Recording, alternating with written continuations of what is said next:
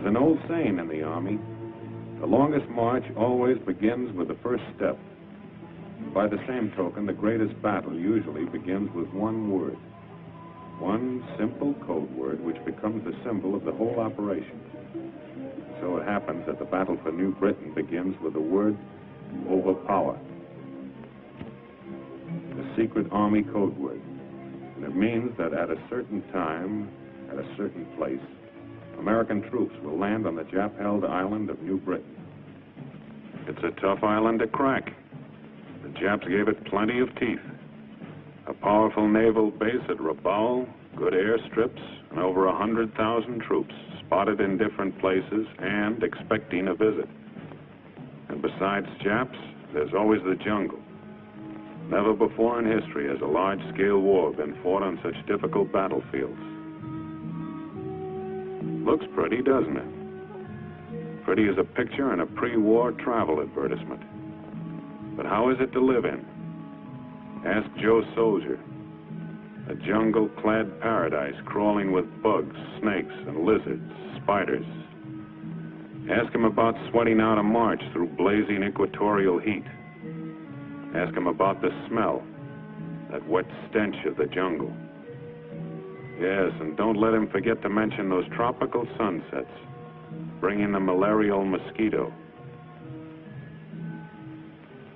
An attack is prepared in staging areas where the men are rehearsed for the job. Quietly, secretly, systematically, men and equipment start moving into 3 separate areas along this coast. This is done so there'll be no large concentration of troops in any one spot to tip off the plan. A task force is a miniature army, tailored for a particular job. This one consists of a regiment from Texas, a battalion of artillery and service troops, quartermasters, signal corps, engineers, and medicos. They know what this staging area means, a jumping-off place for something big.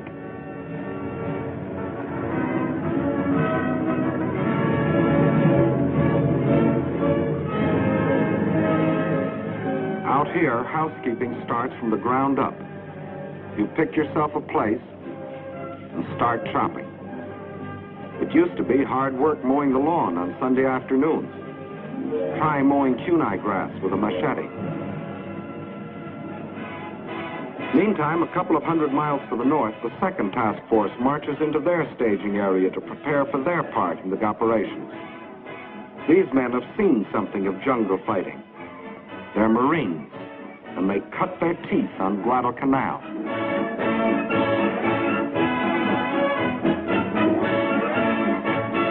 In the third staging area, it's more Marines, more guns, more shells, more thorns to press into the side of Tojo's Island of New Britain.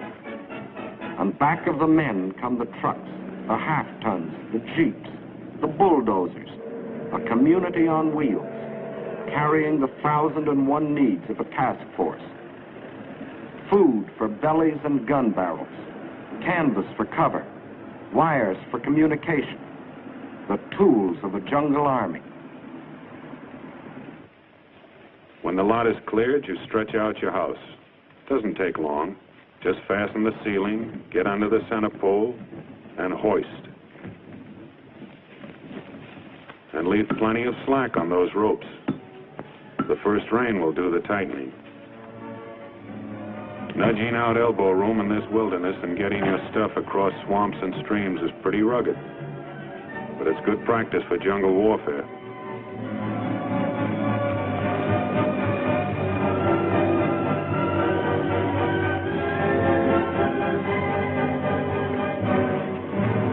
Bridges need plenty of attention. Mountain rains can swell these streams to torrents that can drown a truck. And transportation is important out here. When it comes to jungle construction, you can't beat a fuzzy wuzzy. Uncle Sam has thousands on his payroll.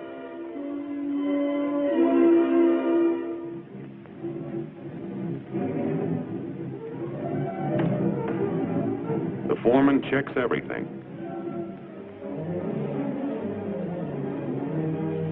Thatched roofs keep out most of the rain, some of the heat, and none of the bugs. And don't think these builders don't know the value of money. Money will buy a pig, and a pig can be exchanged for a wife.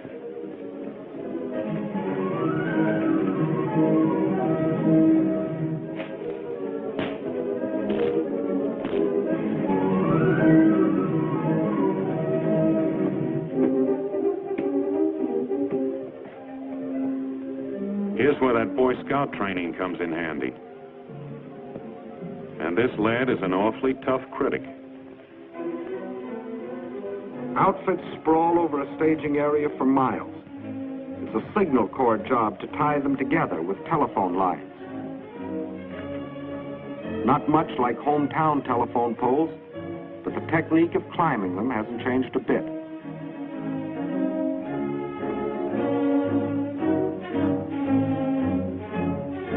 The nerves run back to the brain. This switchboard at headquarters will handle 1,000 calls a day. Orders, reports, requests, instructions to field phones out where the jungle begins.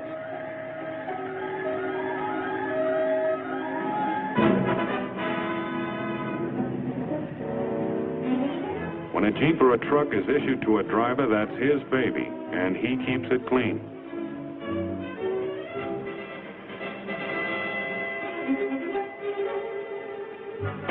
The old swimming hole, jungle style. It's the bath, shower, and laundry combined.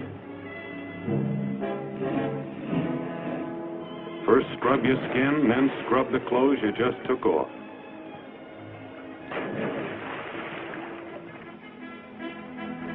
This may not be your favorite cafeteria, but it's the only one handy right now. And it's the quartermaster's job to see that the army is fed.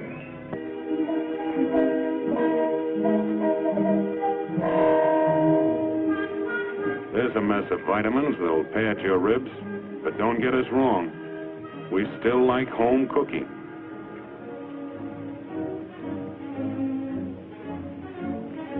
These are the canvas cities that Joe Soldier built out of jungle and kunai grass. Like their forefathers, these troops have tamed a corner of wilderness into a temporary home. 5:45, and the day begins.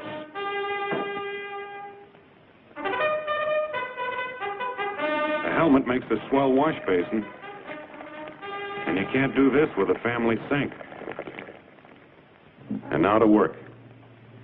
It begins with the task force commander giving the details of the job to the men who are going to do it. There will be 2 landings on New Britain. The first at Arroway, to divert the Japs from the main landing a few days later at Cape Gloucester. Arroway is a peninsula. A small force will make a landing up here in the enemy's rear, they hope, and move down the peninsula to join with the main forces, who will land along here. Complete surprise is the main thing. Hit fast and hard. Gain a foothold before the Japs can move a large force against you. That's what unit leaders are telling them. A soldier has to know what he's supposed to do, where he's supposed to do it, and why. And this is the time to check your weapons. A gun jam on a beachhead might happen only once. The same thing is going on up in the Marine staging area. Weapons, equipment, and the men themselves get a personal once-over. Anti-aircraft protection stays on its toes, just in case. 37mm anti-tank teams have to load, aim, and fire almost simultaneously. They can get off about 30 rounds a minute. It's rumored that a Lone Star governor once said, "By gad, if the United States ever goes to war, Texas will go with it." And here she is.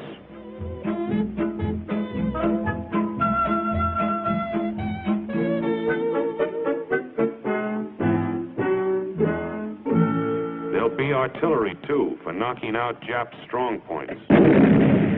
Sometimes it takes a flamethrower to burn out a pillbox. They work well in jungle warfare. That could be a NIP installation. Native fighters, or bongs as they're called, give our troops a few tips on the technique of jungle fighting.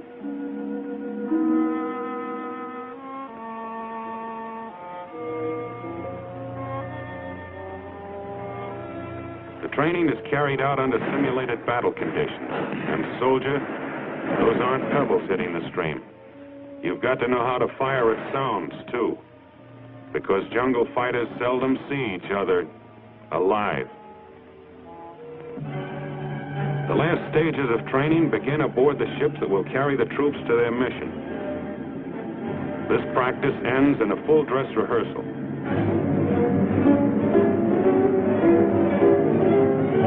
Two detachments are going to make the landing in rubber boats. It takes a lot of practice to handle these. It's dangerous, plenty dangerous. No protective armor, no more speed than your own paddle power.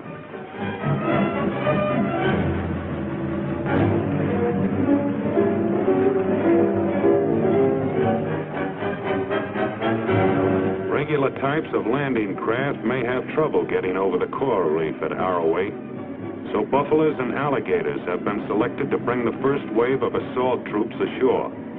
What's an alligator? It's an amphibious tank. What's a buffalo? It's an amphibious tank, too, but it's got more armor. They look like bad dreams, and they'll deliver the first punch. And now let's hear what the general thinks. The secret of your success is your squad and platoon leaders. They must get hold of their outfits and control them. But control doesn't mean bunching. The buffaloes will land in a wave. From then on, they're tanks. They crash through the underbrush. They knock out trees, followed by riflemen. You run upon a Jap machine gun nest. What do? You circle it, infiltrate, use grenades. And don't make the mistake of stopping to help a man who gets hit. You haven't got time. Let the medical men pick him up. So now, it's up to you. Remember, you can only go forward. You can't go back. There'll be nothing to go back to. Just grab a piece of beach and start shoving. Are there any questions?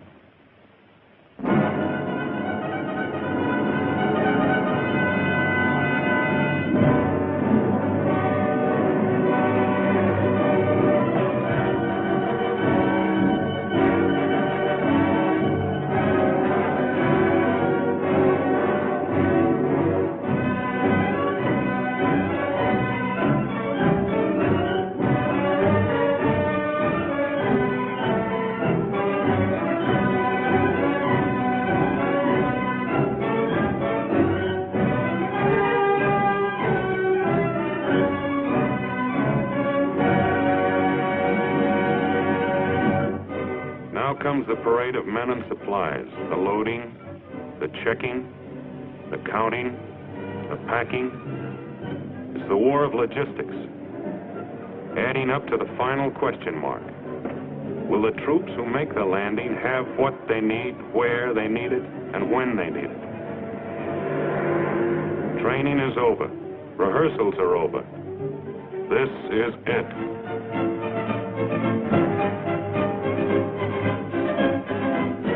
Remember, this is only one of 3 task forces, and it's going to make the landing at Arroway a few days ahead of the big stab at Gloucester.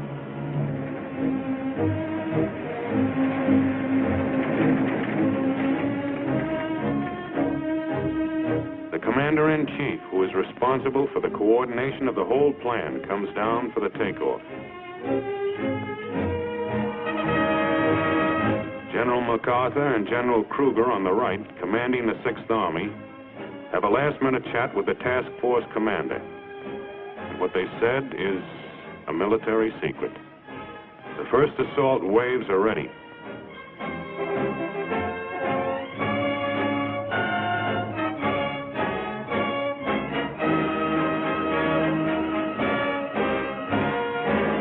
Time doesn't even wait on generals. And time is running out. This is goodbye, and good luck.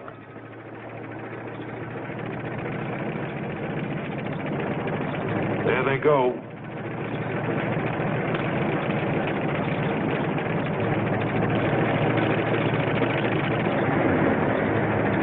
The buffaloes and alligators are going to load on the mothership.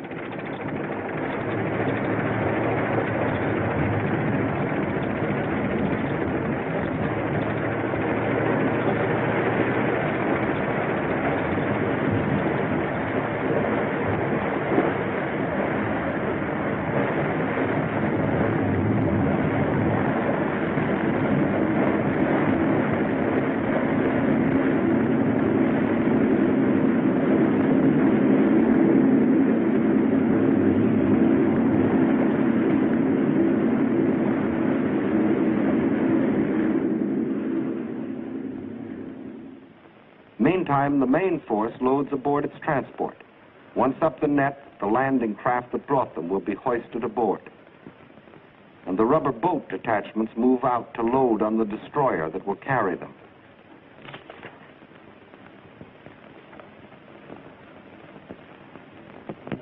The convoy is on its way to meet its naval escort. This is D-Day -1. The men know that means the day before invasion.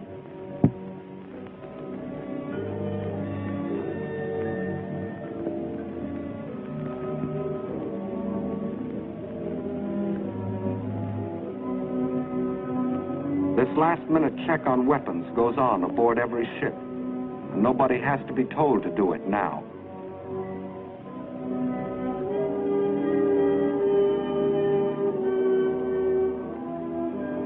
Ammunition to fight malaria. It's the daily atabrine pill.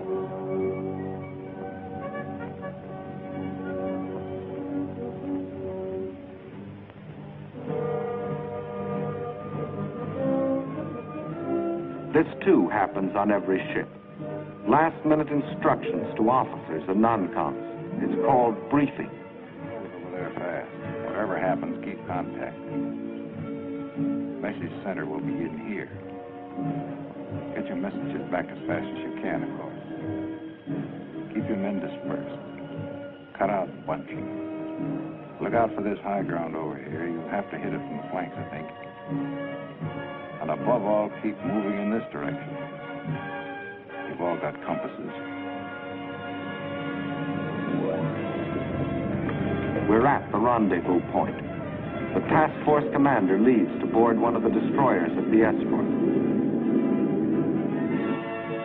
And now the convoy will sail through the night to Arroway.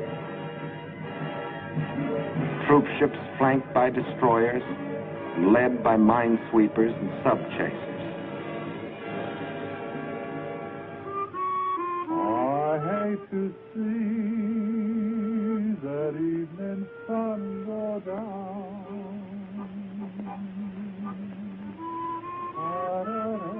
Tomorrow belongs to the headlines in hometown papers, to the radio commentators, and the casualty lists. But these few hours belong to each man to spend as he likes.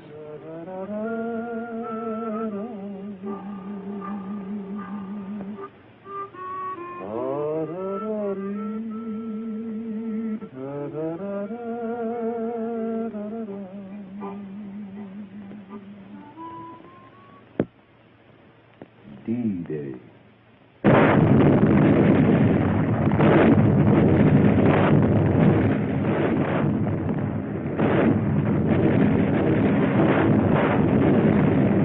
Under the protection of the naval barrage, the first assault waves keep circling, awaiting the order to start in.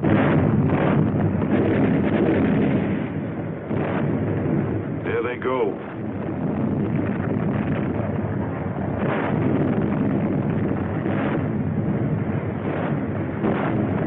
Jap plane.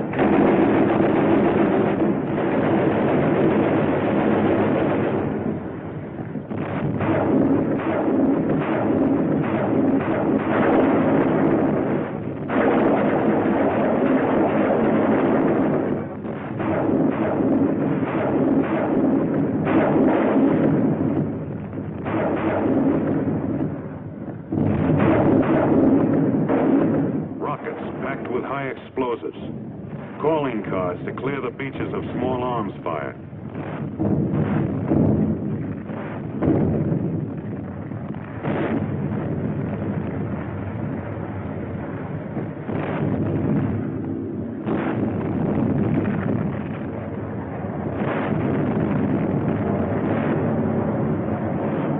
More planes coming. Ours, we hope. Yep. It's a sky full of angels, our own B-25s.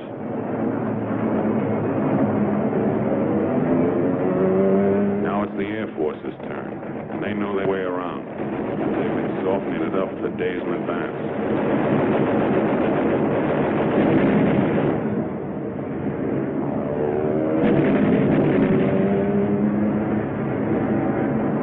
Propaganda leaflets to tell the Jap what's happening to him and why.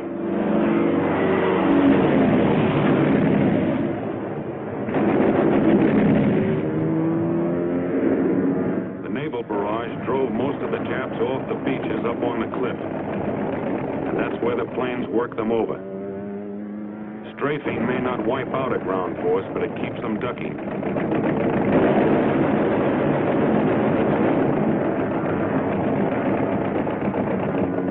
There's the landing place. The first casualty, result of a Jap machine gun burst. It's safe to raise your head and look at the shore now. And here's why. This is what naval barrage and air bombing can do to a shoreline.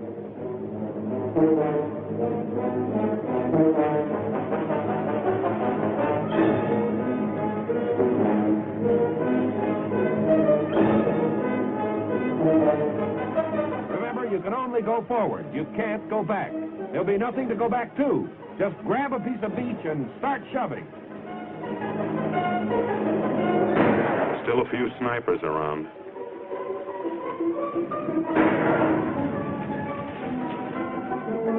Patrols grope ahead of the main body to feel out the Jap strength, locate his positions.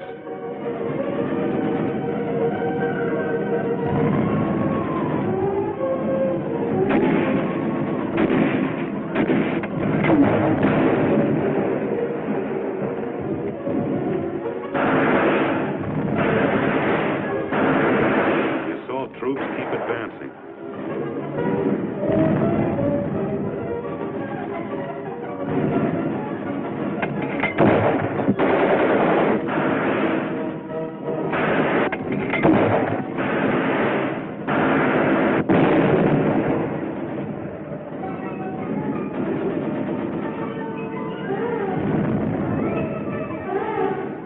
The peninsula was lightly held, but there are still plenty of Japs to comb out.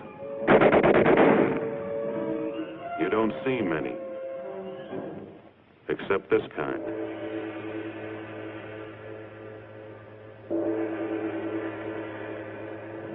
The objective is to push about 3 miles up the peninsula, then dig in and hang on. More and more troops are fed up to the rapidly advancing front by jeeps, alligators, buffaloes. The grab is over. Now to hold on. Counterattacks may strike anywhere, anytime. Better be ready.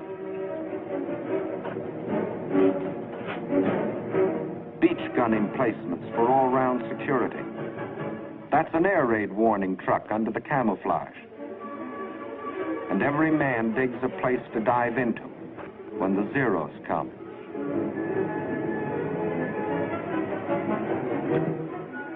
Communication keeps pace with combat. Switchboard and message center open for business.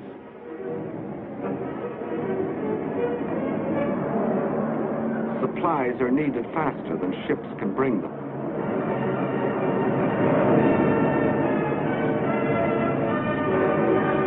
Parachute-borne ammunition coming down. But they don't always select ideal landing places. A job for the pole line crew.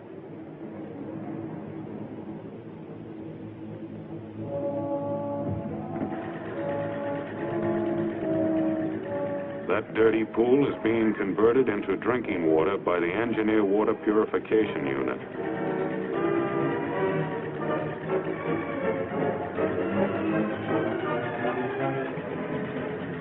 Men may one day forget many things of this war, but never the taste of chlorine.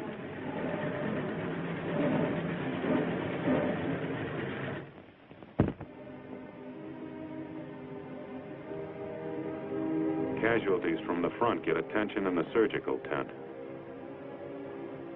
The man on the table got a shell fragment in the leg. Enemy planes.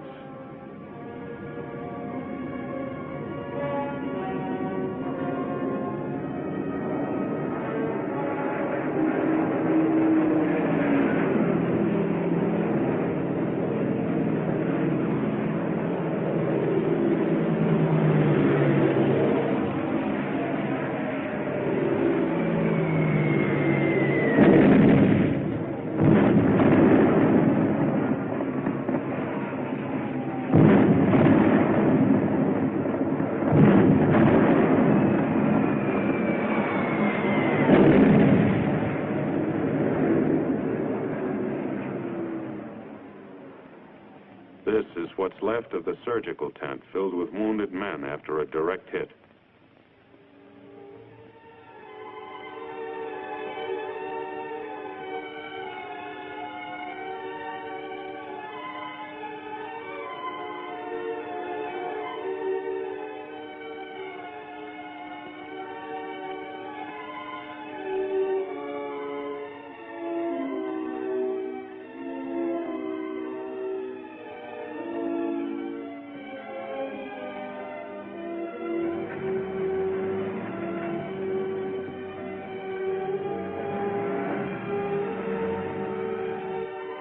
For these men, the roads are longest.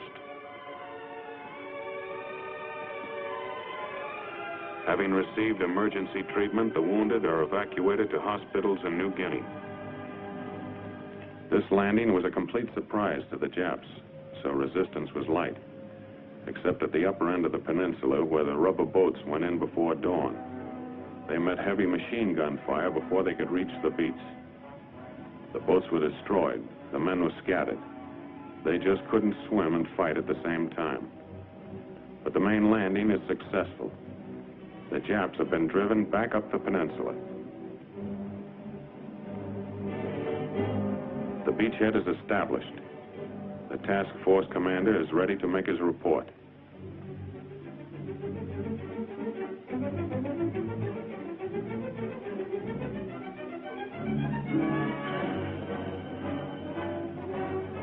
And now for the main event, the landings on Cape Gloucester. Arrowey was the feint with the left. Gloucester will be the right to the jaw. Here, here, and here. The forces will capture the airstrip and converge, setting up an American stronghold on the supply line to Rabaul. In the Marine staging areas, it is Christmas Day.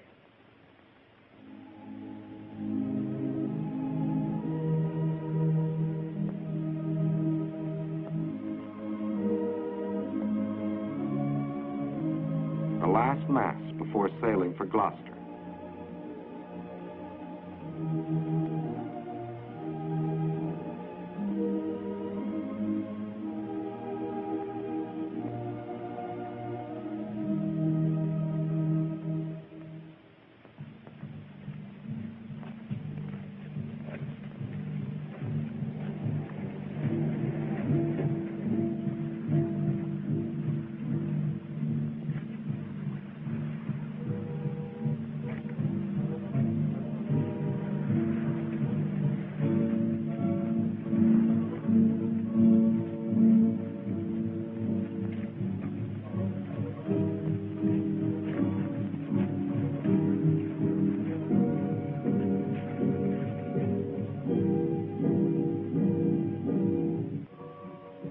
Masses of men to land upon 3 separate beaches in the vicinity of Cape Gloucester.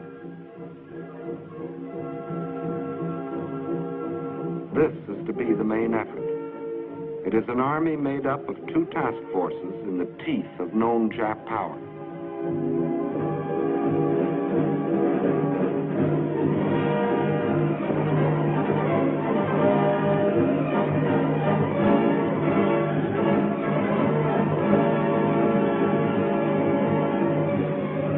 These 2 landings are the first stage in the neutralization and envelopment of Rabaul.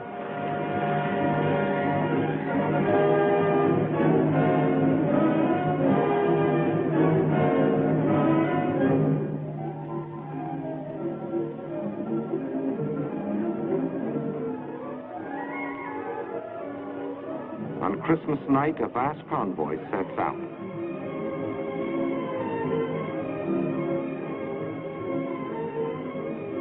Cape Gloucester, New Britain.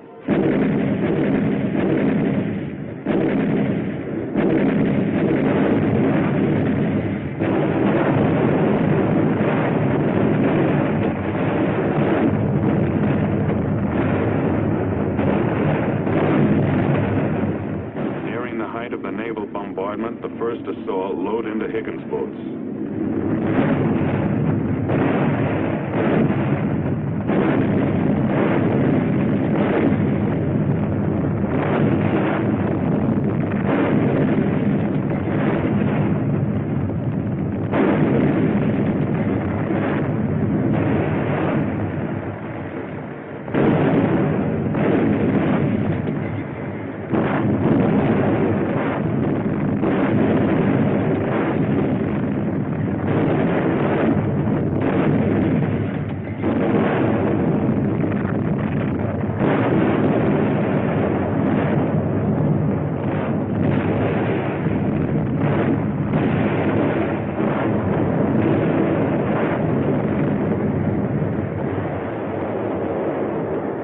The umbrella of air protection arrives on time.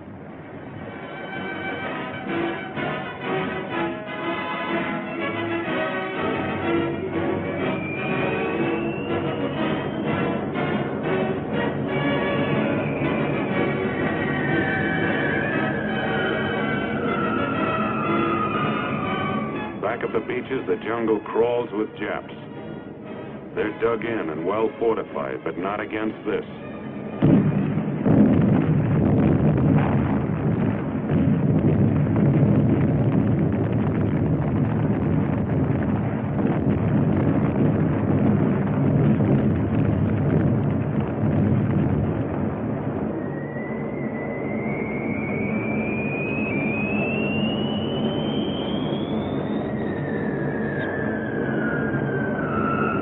Bombardier once boasted he could hit a derby with a dime. Here's where accuracy really counts.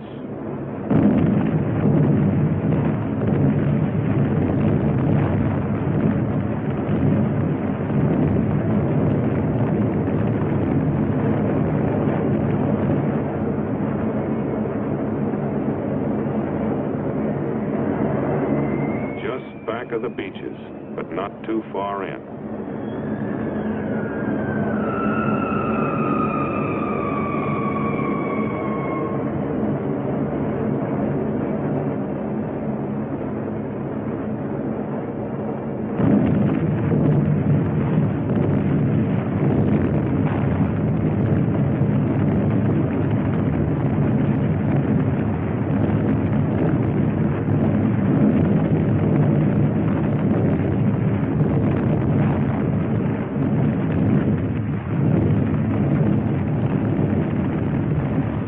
Boats keep moving in.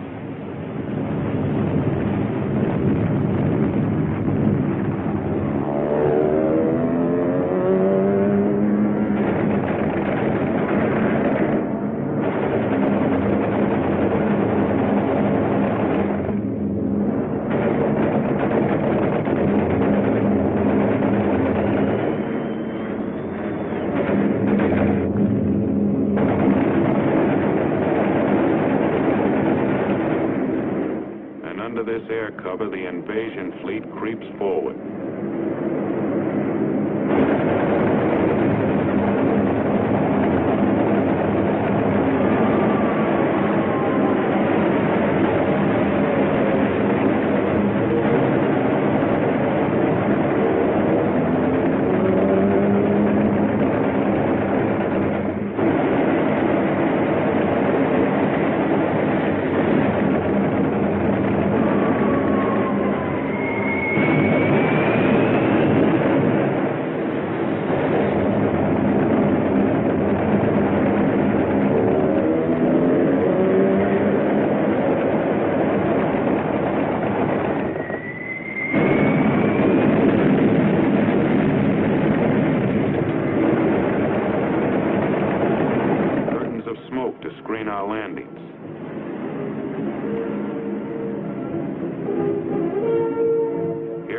first waves in Higgins boats.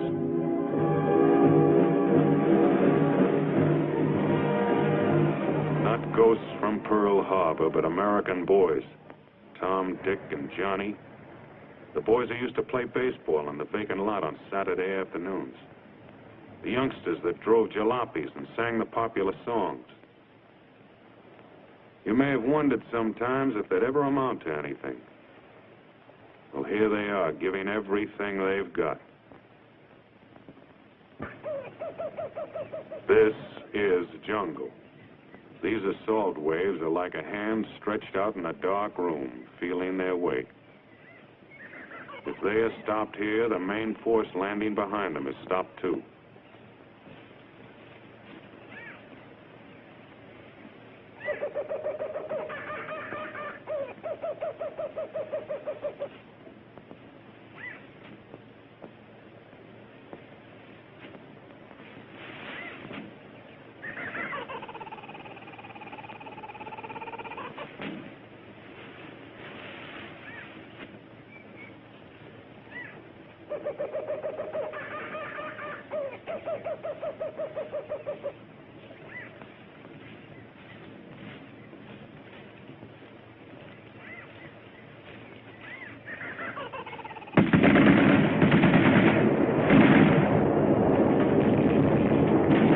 Contact with the enemy.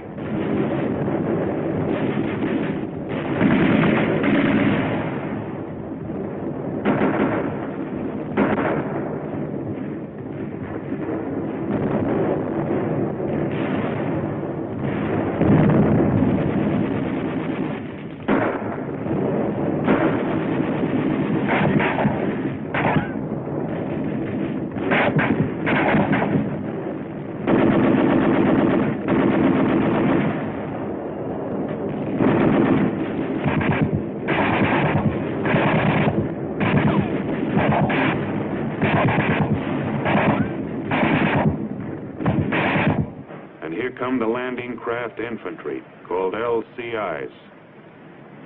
They're bringing the main fighting strength to back up the assault wave.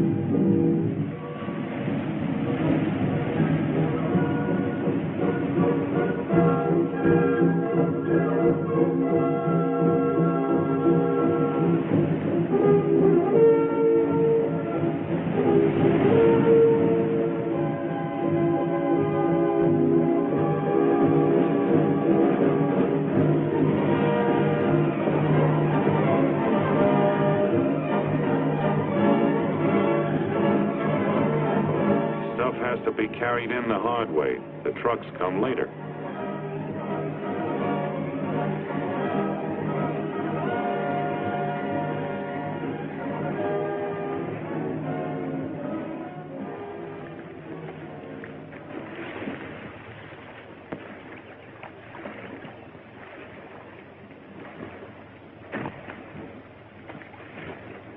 Digging in, up at the front.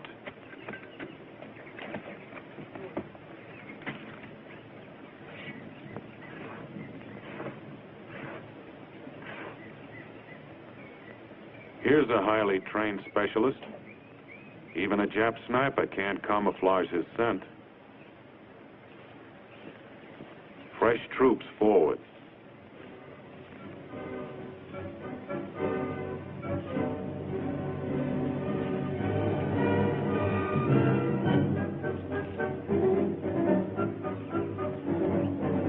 Wounded to the rear.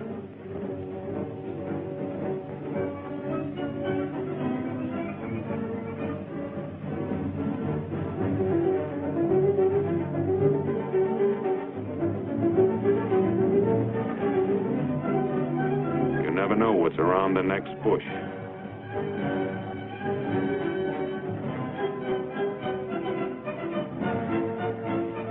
Dead Japs aren't always dead. Better be sure.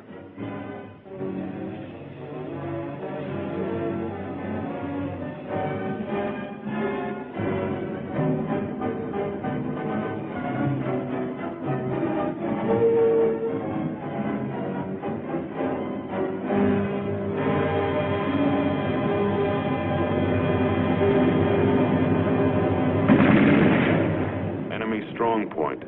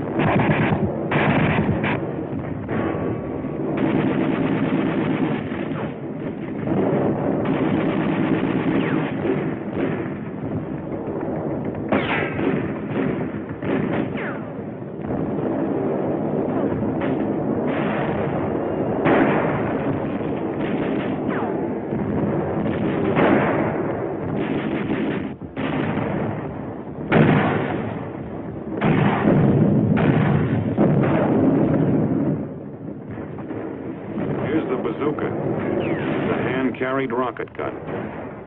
Firing it takes close teamwork.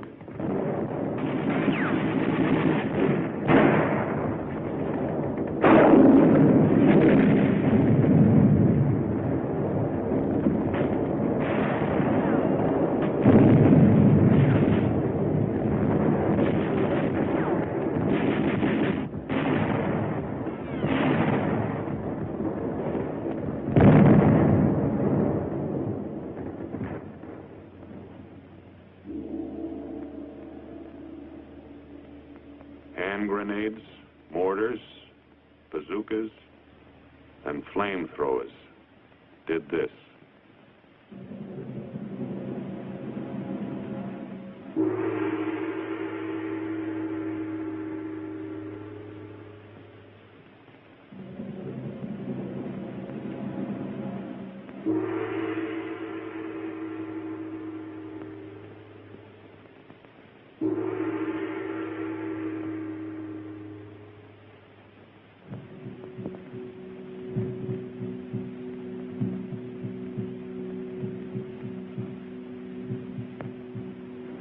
After the LCIs have been emptied of men, the towering LSTs, landing ship tanks, move in, bringing everything for the establishment of a beachhead.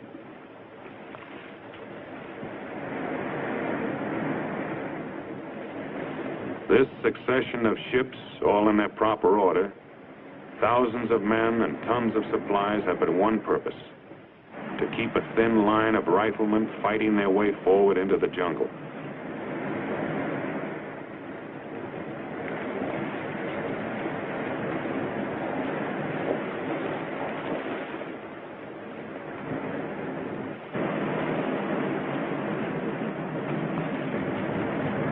Buffaloes and alligators.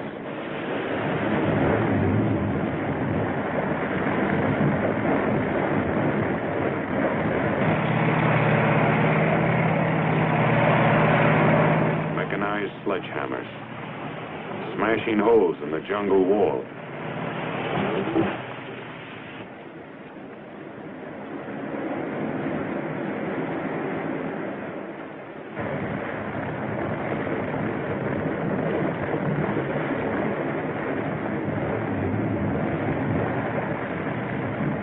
Bucket lines to pass the ammunition.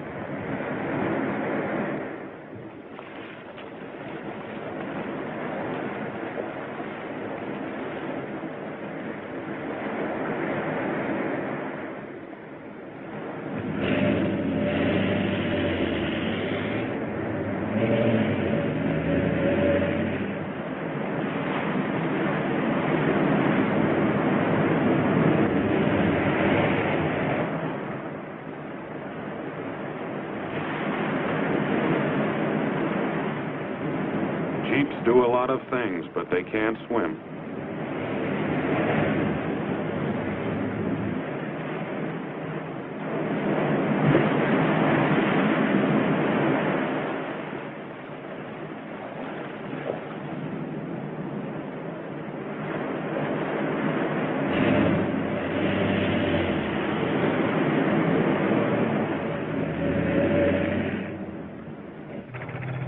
medium tanks to crush pillboxes.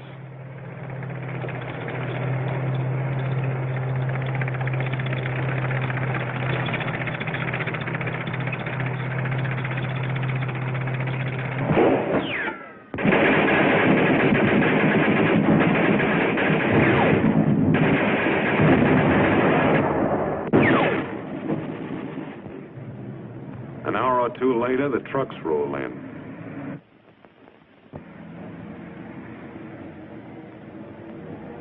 But they can't go everywhere. Ammunition is being spent fast.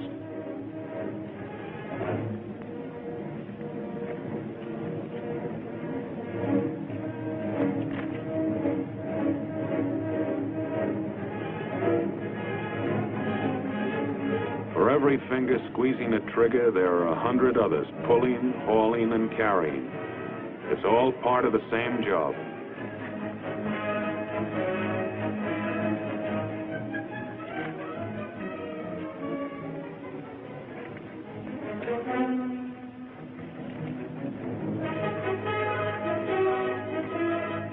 That's barbed wire they're carrying.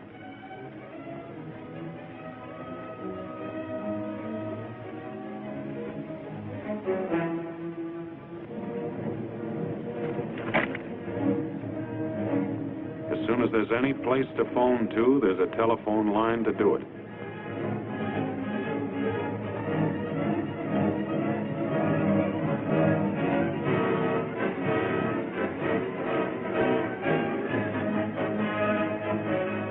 Protective line against counterattack must be prepared.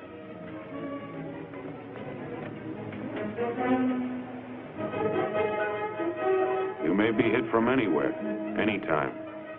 From the flanks, or from the rear, or from the air.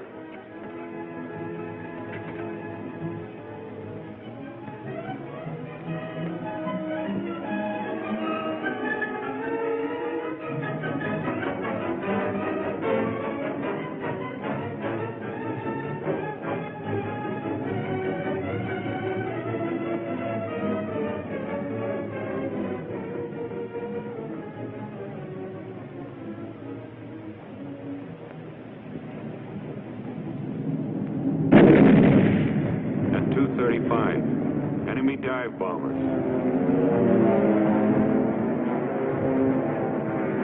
Jap planes shot into the water. More than 60. Costing less than a dozen of our own. The Japs concentrated on the destroyer Bronson. That's the Bronson, standing on end, sinking fast.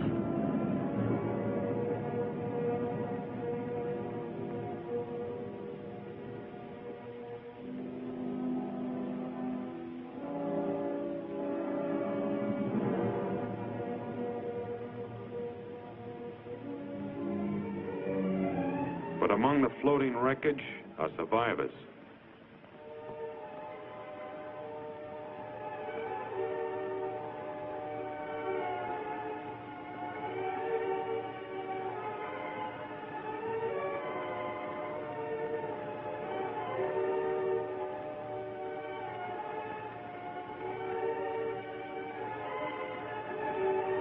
Exhausted, some dying, some dead.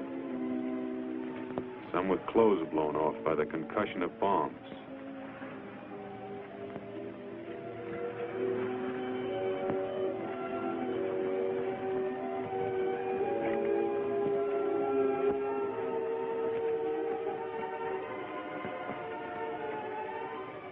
These are a part of 208 survivors who will remember the Bronson when they fight again.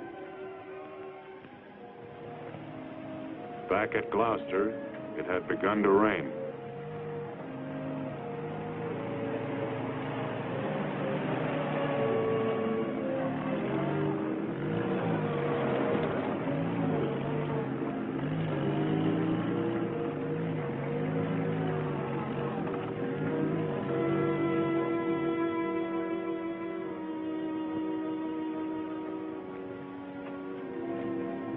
The folks back home are eating Christmas dinner about now.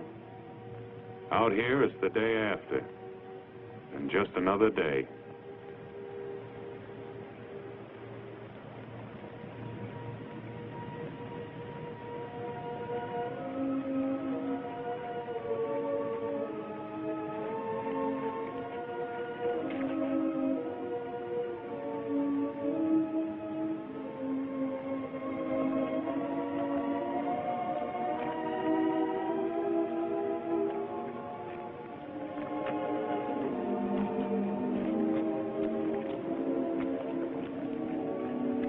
Just one more enemy. Mud.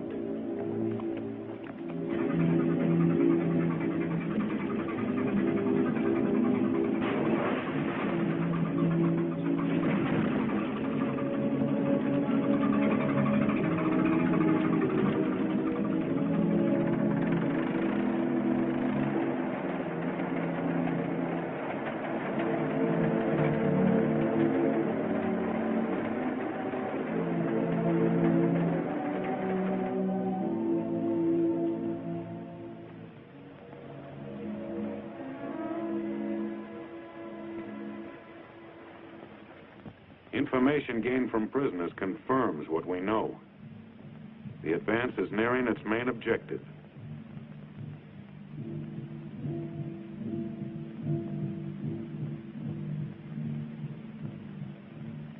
But every step forward means some men coming back on stretchers.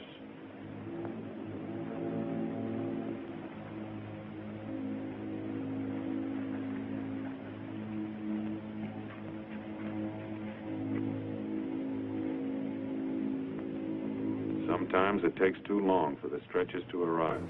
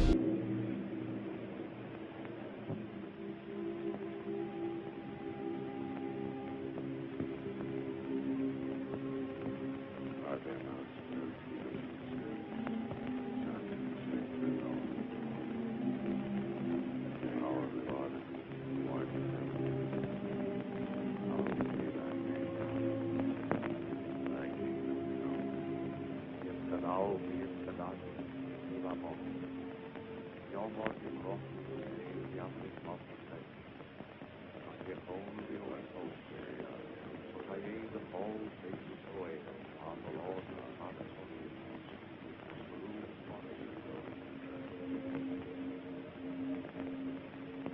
Lead us not into temptation, but deliver us from evil.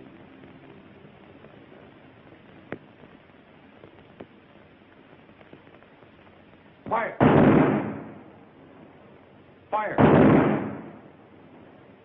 Fire!